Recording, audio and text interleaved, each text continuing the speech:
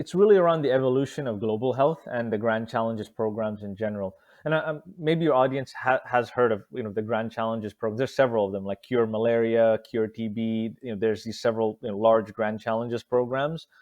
In the early days, the evolution of the grand challenges program started I think it's almost 15 years at this point, with a specific focus initially in areas or countries with high need.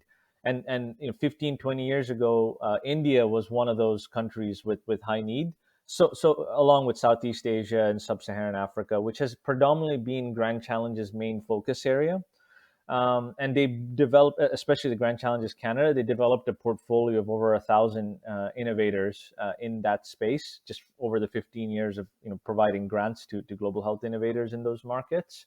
Over the last couple of years, India, the economy is doing much better now. They've launched their own Grand Challenges program. So I don't think, at this point, they don't really need the help of the other Grand Challenges programs. And so a lot of those innovators we initially invested in, those companies have matured now significantly.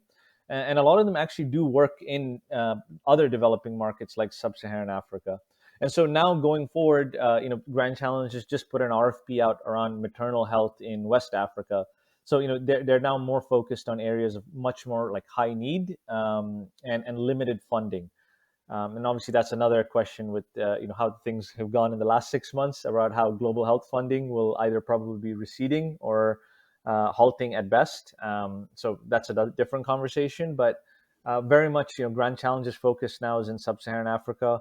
For cross-border ventures, we're agnostic, but we do focus on our strengths, which is relying and focusing on the partners that we've developed with Grand Challenges over the last 15 years.